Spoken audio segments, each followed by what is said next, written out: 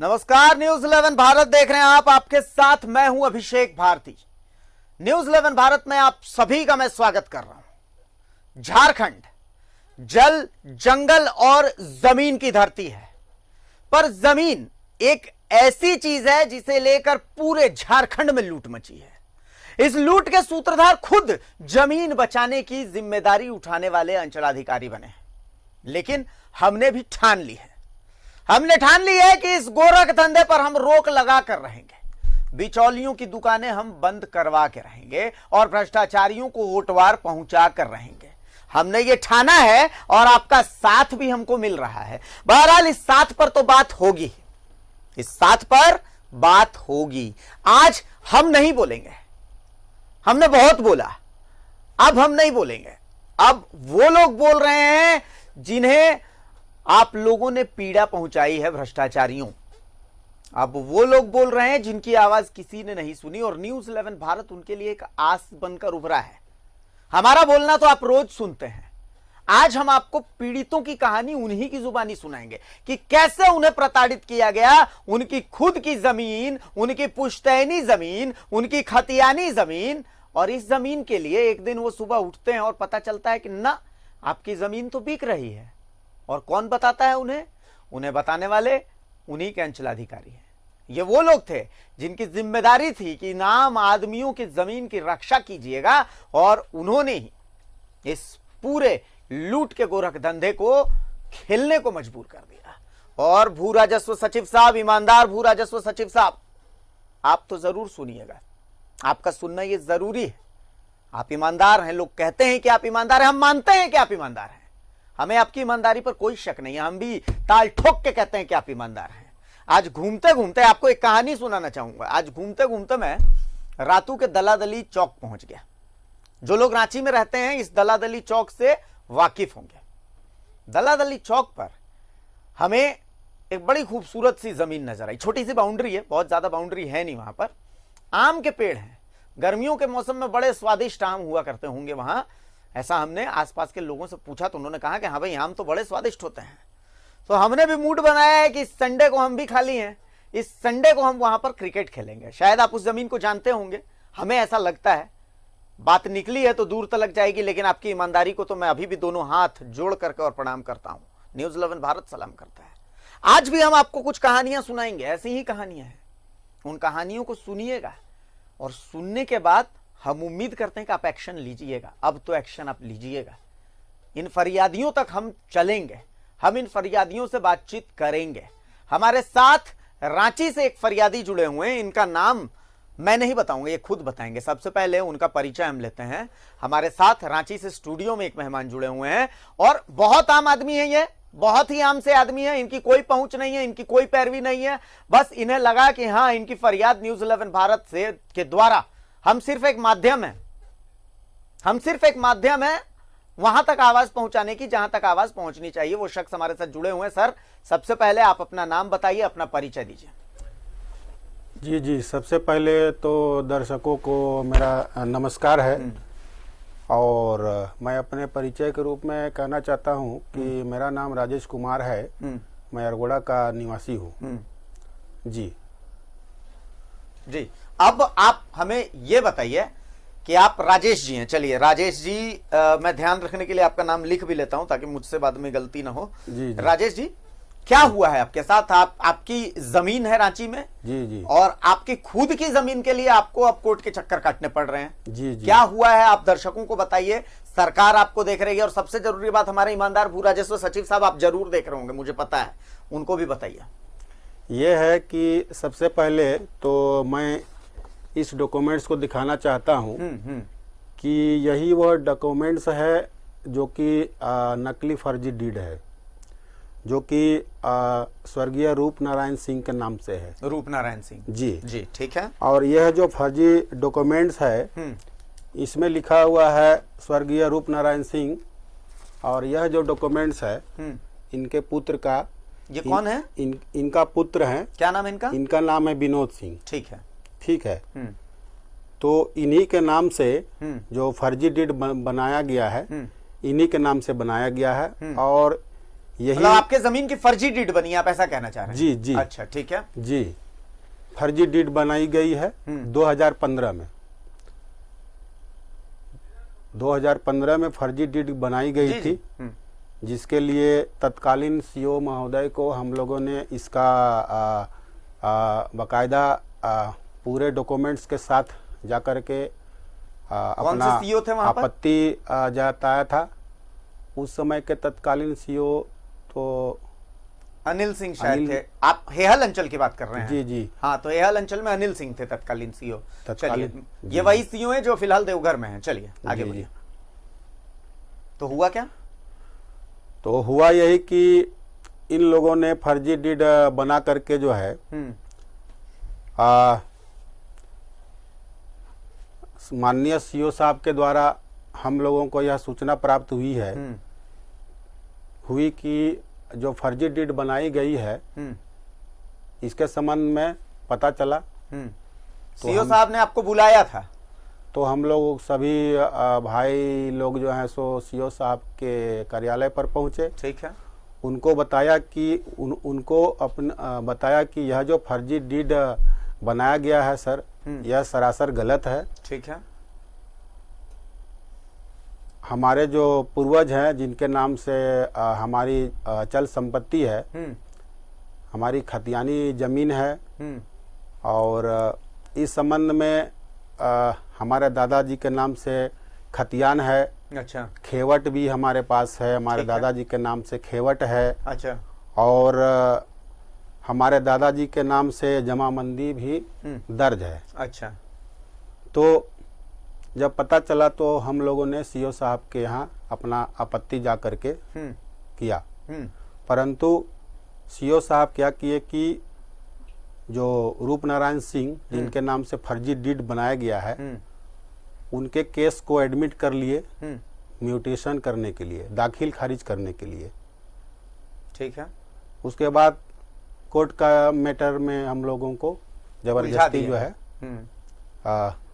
घुसना पड़ गया या जाना पड़ गया। यानी कि हमारी जो संपत्ति थी उसमें मतलब कि इस तरह से फर्जी डीड बना करके हमारी संपत्ति को विवादित कर दिया गया। जी। अच्छा, मतलब आप जो हैं अभी मौजूदा जो सीओ हैं उनके पास भी फरियाद लेकर के गए, उन्होंने क्या कहा? मौजूदा जो सीओ साहब हैं, जब ये जो फर्जी डीड है सीओ साहब के द्वारा जांचोपरांत जो है, इन्होंने जांच की? जी, जांच तत्कालीन सीओ के द्वारा किया गया था। ठीक है। और तत्कालीन सीओ के द्वारा जब जांचोपरांत जो है हम ही लोग का फेवर में जो है डिसीजन आया था। अच्छा। कि जो विनोद सिंह नाम से जो फर्जी डॉक्यूमेंट्स जो बनाया गया है, इनका जो दखल कब्जा जो है इनका हमारी संपत्ति पर नहीं है, हमारी जमीन पर नहीं है। दखल कब्जा जो है सो लगातार हम लोगों का रहा है, हम लोगों की जमीन पर। तो इस वजह से जो है सो सीओ साहब जो हैं उनका जो दाखिल खारिज का जो आवेदन था उसको अस्वीकृत कर दिए। अच्छा जी।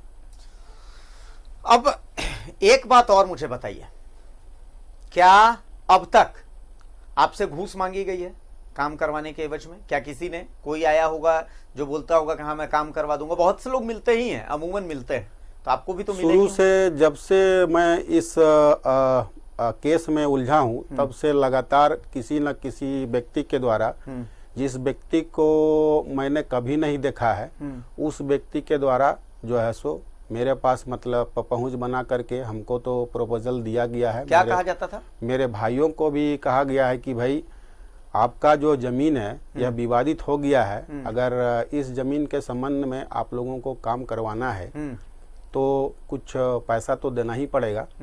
बिना पैसा दिए हुए अच्छा, आप करते किसी भी क्या तरह का कोई काम नहीं हो पाएगा। आप करते क्या? जी सर, मेरा तो छोटा सा इलेक्ट्रॉनिक अप्लायंसेस का दुकान है सर। कहाँ पे? जियारगोड़ा चौक पर। तो कितने पैसे मांगे जाते हैं आपसे लगभग, एक अंदाजा?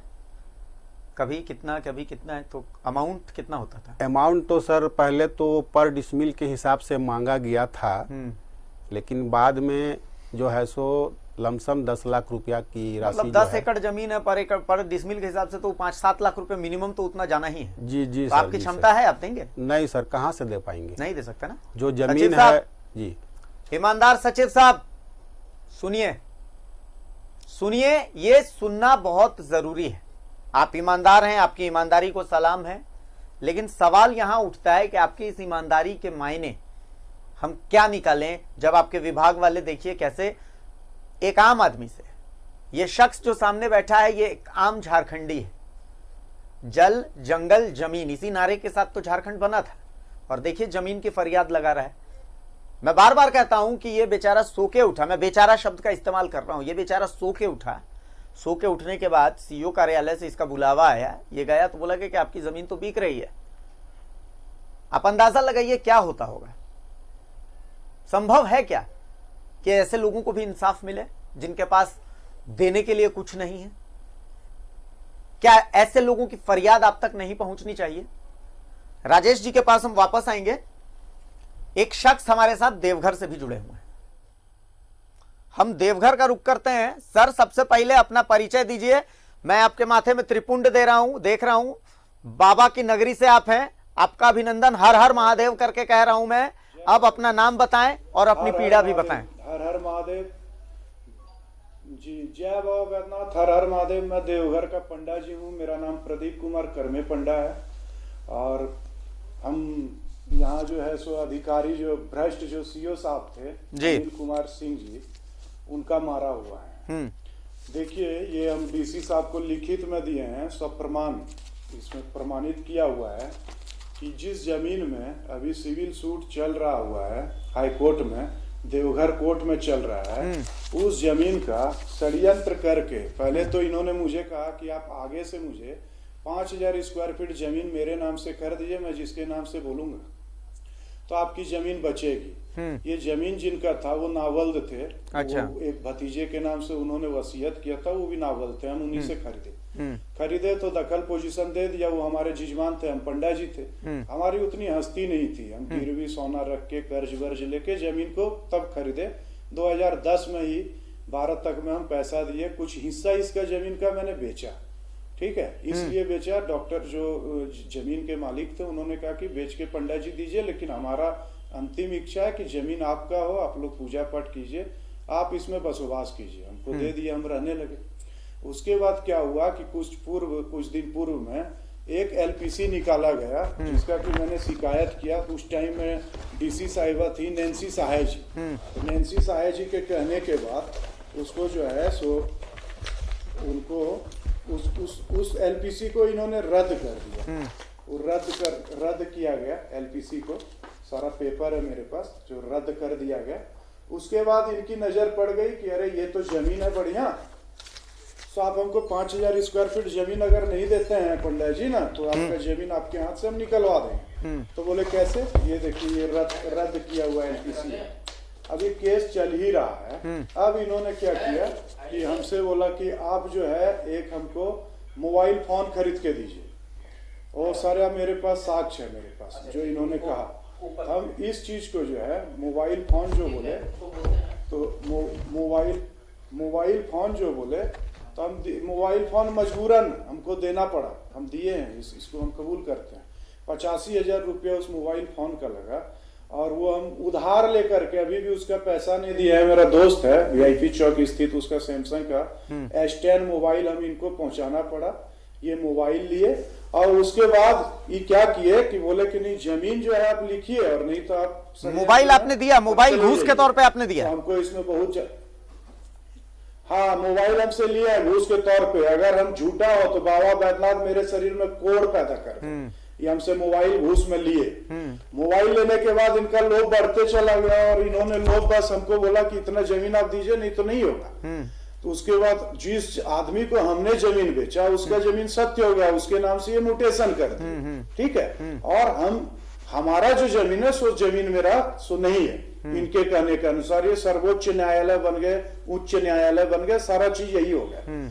उसके बाद इन्होंने क्या किया कि षड्यंत्र करके मुझे थाने में बुलाया और बोला कि देखो तुम्हारा जान चला जाएगा।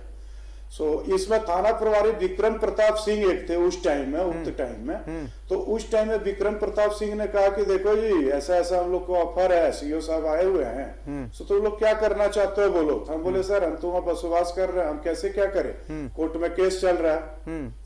उस बीच में क्या हुआ कि बहुत आदमी मेरे षड्यंत्र के इन्होंने बहुत आदमी लड़के लोगों को घुसा दिया। तो हम एसपी साहब उस टाइम वर्तमान एसपी थे नरेंद्र सिंह, अच्छा। उनको फोन किए, एसडीपीओ को फोन किए और उसके बाद जो है थाना प्रभारी को फोन किए। तो उधर से सीओ साहब का फोन आता है, मेरा कॉल डिटेल चेक कीजिए कि तुम्हारा हत्या भी हो जाता, तुम बच गए, आप सुधर जाओ। अच्छा। उसके बाद जो है वहां से हमको यहाँ से पुलिस बुलाए हम, और हमारे घर में डकैती हुआ, हरिजन महिला है चंपा देवी, उसके साथ मारपीट किया गया, हम लोग हरिजन केस किए।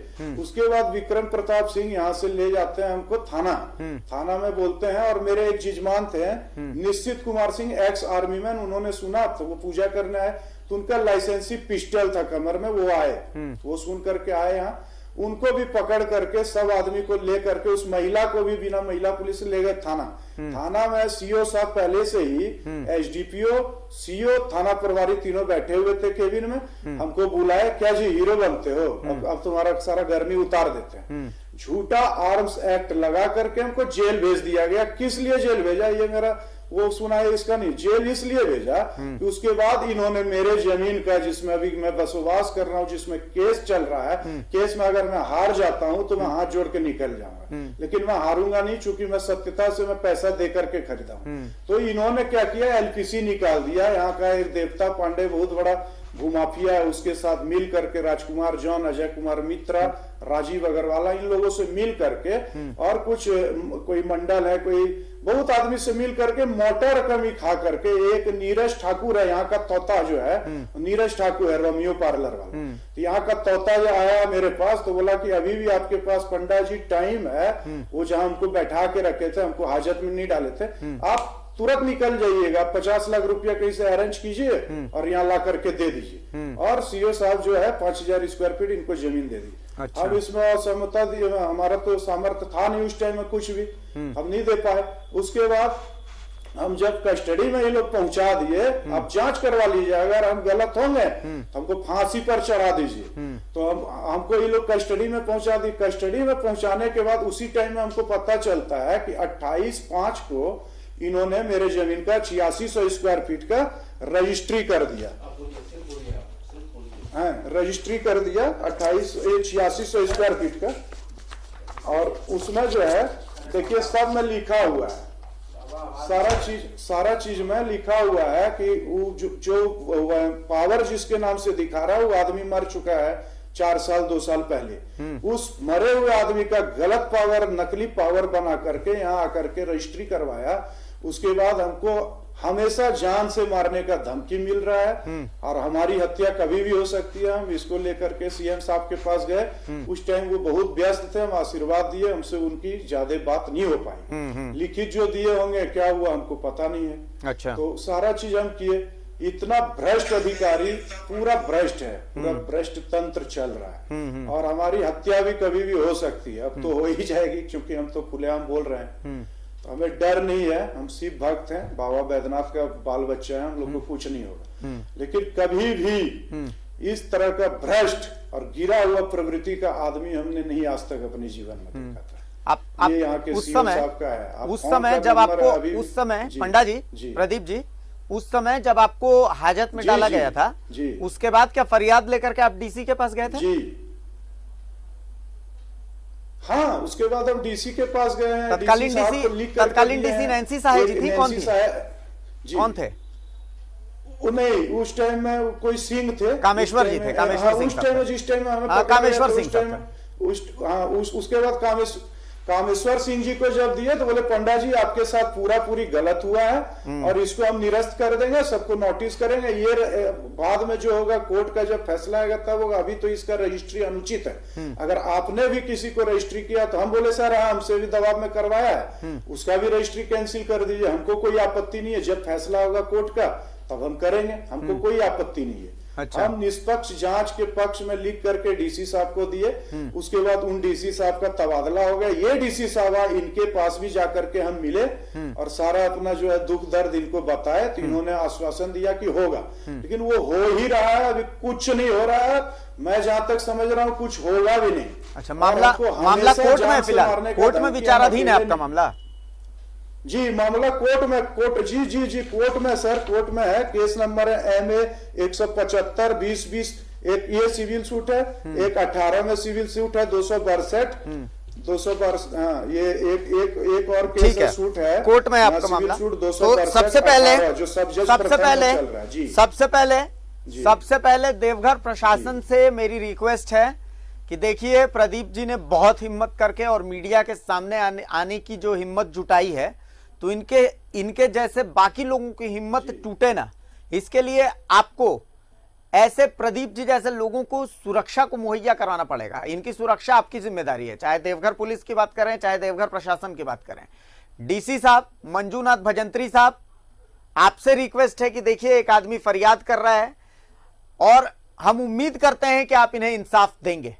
आप इन्हें कम से कम इंसाफ के रास्ते में एक कदम बढ़ता हुआ इन्हें नजर आना चाहिए। जिस तरीके से दो लोग हमारे साथ जुड़े हुए हैं और दोनों सिस्टम के मारे हुए हैं, एक सिस्टम इन्हें अपनी ही जमीन को लेकर के कोर्ट में चक्कर काटने को मजबूर कर दे रहा। आप अंदाजा लगाइए, कोई अगर आपसे आज आकर के पूछेगा कि आप जिंदा हैं, इसे प्रूफ कीजिए। आप एक सुबह सो करके उठते हैं और प्रशासन आपको मृत घोषित कर देता है। आप अखबार में देखते हैं कि आपके मरने की खबर छप गई है और उसके बाद आप दौड़ते रहते हैं। आप अपने आप को आखिर जिंदा साबित कैसे करेंगे? कागजी कार्रवाई में कैसे साबित करेंगे? आप बताइए। आप जाकर के बोलेंगे कि आप सांस ले रहे हैं, आप बोलेंगे कि आप देख रहे हैं, आप महसूस कर रहे हैं सब कुछ, लेकिन ये सब बातें सरकार तो नहीं मानेगी। आखिर आप अपने जिंदा होने का सबूत कैसे देंगे? ऐसे ही ये दोनों लोग अपने जिंदा होने का सबूत दे रहे हैं कि भाई ये जमीन मेरी है, ये जमीन मेरी है, भाई मानिए ये जमीन मेरी है, लेकिन अधिकारियों ने कहा आप सबूत दीजिए। अब ये बेचारे कैसे सबूत दें? कैसे सबूत दें? ईमानदार भू राजस्व सचिव साहब, देखिए क्या हो रहा है। एक आदमी फरियाद लगा रहा है, वो डरा हुआ है, वो कह रहा है कि भाई मुझे तो मार दिया जाएगा और 100% मार दिया जाएगा कह रहा है वो। आप अंदाजा लगा सकते हैं कि किस कदर डरा हुआ है वो शख्स। और अनिल सिंह साहब, आप तो रांची से वापस देवघर पहुंच ही गए, आज तो कुछ घंटे आपने ऑफिस में भी बिताए हैं। आपके नीचे के जो लोग हैं वो तो फोन भी नहीं उठाते हैं उनसे प्रतिक्रिया लेने के लिए, अगर फोन की जाए तो। वाजपेयी जी आपके दोस्त हैं, बहुत अच्छे दोस्त हैं, अलग ब्लॉक में उनका ट्रांसफर भी हो चुका है। निर्मल वाजपेयी जी, वाजपेयी बंधुओं के नाम से जाना जाता है। आपके पूर्व ऑपरेटर हैं देवघर के, बंटी जी, कोई फोन नहीं उठाते, सबके फोन नॉट रीचेबल आते हैं, या फिर फोन बंद आते हैं, या फिर फोन रिसीव नहीं करते। तो उन्हें लगता है कि आप फंस गए हैं तो फंस गए, ये तो बच जाएंगे, ये छोटे लोग हैं, छोटे कर्मचारी हैं। लेकिन 1 रुपए की भी घूस जिसने ली है ना, उसको न्यूज़ 11 भारत छोड़ेगा नहीं, एक्सपोज करेगा। ऐसे लोगों को सीधा उठाइए और होटवार पहुंचाइए। इंतजार किस बात का हो रहा है? निलंबित कीजिए इन्हें। लोग आ करके बता रहे हैं इनके भ्रष्टाचार के कारनामे, और प्रशासन को शायद सबूत नहीं मिल पा रहा है अब तक। इन पर कार्रवाई कीजिए, निलंबित कीजिए, इन्हें निलंबित कीजिए, कोई ऑप्शन नहीं है। हमारे साथ राजेश जी भी जुड़े हुए हैं। राजेश जी,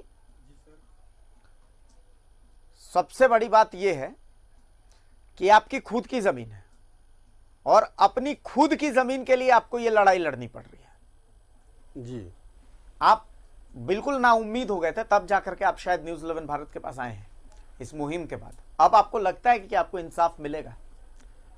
जी, लगातार आपका जो चैनल जब से लगभग 8 बजे से जो है शुरू हो जाता है, तो देखते हैं कि कोई तो है जो कि करप्शन के खिलाफ जो है सो आम जनता को और बड़े बड़े अधिकारी पदाधिकारी को जो है सो करप्शन के बारे में उजागर कर रहे हैं, बतला रहे हैं कि कम से कम जो आम जनता के पास पूंजी क्या होता है इस मामले में, कि पूंजी यही होता है कि कहीं अगर करप्शन हो रहा है तो यह आप ही एक तो ऐसा प्लेटफॉर्म दे रहे हैं जनता को जिसके माध्यम से जो करप्शन हो रहा है उसके बारे में अधिकारी पदाधिकारी लोगों को संज्ञान में लेने का एक अवसर मिल रहा है, और इस अवसर के तहत उस के प्रति संज्ञान लेने का, एक्शन लेने का।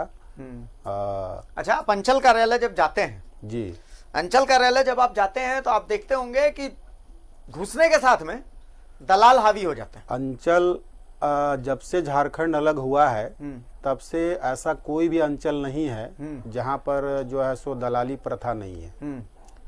नहीं, आपके साथ भी तो दलाल आपसे भी तो संपर्क साधा होगा। जी, जी, अभी जी। मौजूदा सीओ से आप मिलने गए होंगे, तब भी तो दलालों ने संपर्क साधा होगा। शुरू से जब से हम लोगों की जमीन विवादित हुई है तभी से लेकर अभी तक कितने लोग, कई तरह के लोग जो है सो हम लोगों से संपर्क किए हैं और हम लोगों को जो है सो पैसे की बात भी कही गई है कि आप लोग पैसा जो है सो दे दें और पैसा देने के बाद जो है आपका फोन आ रहा है, फोन साइलेंट कर लीजिए, फोन साइलेंट कर लीजिए आप लोगों का जो है। हाँ, फोन साइलेंट कर लीजिए, उसको म्यूट कर लीजिए अभी। चलिए अब अपनी बात बोलें। आप लोगों का जो काम है इस काम को कर दिया जाएगा। अच्छा, मौजूदा समय में भी आपसे तो पैसे मांगे ही गए हैं ना? जी जी, शुरू से लेकर अभी तक मैं यह बतलाना चाह रहा हूँ कि शुरू से लेकर अभी तक जो है सो पैसे की डिमांड की जा रही है कि भाई ठीक है, लगान निर्धारित नहीं है तो आपके जमीन का लगान निर्धारित करके आपके जमीन का जो है सो रसीद जो है निर्गत कर दिया जाएगा। तो जब हमारी जमीन है और इस जमीन पर बकायदा जो है सो जिनके नाम से जमीन था यानी कि मेरे दादाजी के नाम से, उनके मरणोपरांत जो है सो जमीन पर हम लोग जो है सो सभी भाई। अच्छा, जमीन की रजिस्ट्री भी तो तब की दिखाई जा रही जब आपके दादाजी जो हैं उनका देहांत हो चुका था उसके बाद, और कहा जा रहा है कि दादाजी से खरीदी गई है जमीन। जी जी जी जी। और दूसरी जो सबसे बड़ी बात है, माननीय कोर्ट को मैं हमेशा आदर करता हूँ और कोर्ट को जो है सो शुरू से लेके सीओ कोर्ट से लेकर के डीसी कोर्ट तक मैंने सबसे जो अहम बात है मैंने यह बतलाना चाहा है कि भाई कोई भी व्यक्ति वर्तमान में जो म्यूटेशन का जो रूल है उस रूल के अंतर्गत जो है कोई भी व्यक्ति अगर अपना जमीन का म्यूटेशन के लिए जाता है तो अंचल को अपना जमीन का कागजात दिखाता है। ठीक है। दूसरी बात कि कागजात के साथ साथ उसका आईडी भी जो है सो ठीक है दिया जाता है। हाँ, ठीक है। तो जब ये श्रीमान विनोद सिंह जी हैं, इन्होंने जब मेरा जमीन का फर्जी डीड बनाया तो फर्जी डीड बनाने के बाद अंचल कार्यालय गए कि भाई इनकी जमीन हमने खरीद ली है, अब इस जमीन को जो है सो मेरे नाम से जो है म्यूटेशन कर दिया जाए। तो ठीक है भाई, ठीक है, चलिए मानते हैं कि आपने मेरे दादाजी से मेरी जमीन को खरीद ली। खरीदने के बाद यह जो डीड जो है इसको लेकर के आप जो है अंचल कार्यालय चले गए। ठीक है। अब अंचल कार्यालय जब चले गए तो आपने अपना आईडी के तौर पर यह आधार कार्ड दिया और यह वोटर आईडी दिया। ठीक है, चलिए। इस वोटर आईडी में क्या लिखा है, इनका जन्मदिन जो है 1/1/1994 को 21 साल अंकित है। ठीक है। और इस आधार कार्ड में जो है इनका जन्मदिन जो है 1/1/1980 है। ठीक है, अलग अलग हो जाता है। जी। अब इनका आधार कार्ड में देखिए कि 1/1/1980 है तो 1994 को इनका उम्र जो है सो टोटल कितना हो जाएगा, 14 साल। इस वोटर आईडी में इनका उम्र कितना दिखाया जा रहा है, 21 साल। तो जब इस आदमी का पहचान ही सही नहीं है तो आगे जो इन्होंने फर्जी जो ये, चलिए हम मान लेते हैं कि ये फर्जी नहीं है, तो जो अपना जमीन का म्यूटेशन कराने के लिए जाएगा संबंधित अंचल कार्यालय में अधिकारी के पास, हाँ, तो उस वह व्यक्ति, वह पर्टिकुलर व्यक्ति जो है अपना पहचान को छिपा करके कैसे म्यूटेशन के लिए जाएगा। तो यह तो सरासर दिख रहा है कि भाई ये भी गलत है, ये भी गलत है। चलिए मान लेते हैं कि कोर्ट ने, हमने कहा कि आप कैसे कहेंगे कि ये जो डीड है यह गलत है, तो इसके लिए हमने, यह डीड कहाँ बनाया जाता है, कोई भी जनता जब जमीन की खरीदगी करता है तो संबंधित जो अंचल निबंधन कार्यालय है वहाँ पर जमीन की रजिस्ट्री की जाती है। ठीक है। तो जमीन की जब रजिस्ट्री की जाती है तो बकायदा निबंधन कार्यालय में जमीन का बकायदा रिकॉर्ड जो है सो रखा जाता है कि किस डेट में किस जमीन की रजिस्ट्री हुई है। ठीक है। तो इस संबंध में माननीय रजिस्ट्रार साहब को जब हम लोगों ने आवेदन दिया था कि भाई इस डीड की जो है सच्ची प्रतिलिपि हम लोगों को उपलब्ध कराई जाए, तो उन्होंने जवाब में क्या दिया कि भाई यह जो डीड है आप जो आवेदन समर्पित कर रहे हैं जहां पर रखा जाता है। अच्छा सुनिए राजेश जी, हम आपके पास इस बात को पूरी करेंगे, इस बात जी, को जी। पूरा करेंगे। एक जी, छोटा जी। सा हमारे ब्रेक का वक्त है जी जी है ना, एक छोटा जी, सा हम लोग ब्रेक ले लेते हैं, उसके बाद हम आपकी पूरी कहानी सुनेंगे और प्रदीप जी के पास भी आएंगे। प्रदीप जी की भी जो कहानी है उस कहानी को सुनेंगे। हमारा मकसद साफ है, हमें आम लोगों के लिए इंसाफ चाहिए। ये जिनकी कोई नहीं सुनता, उनकी आवाज हमको वहां तक पहुंचानी है और उस आवाज को हम वहां तक पहुंचा के रहेंगे। एक छोटा सा ब्रेक ले रहे हैं, ब्रेक के बाद कहानियां और भी हैं, कहीं मत जाइएगा, बने रहे न्यूजीलैंड भारत के साथ। ब्रेक लीजिए।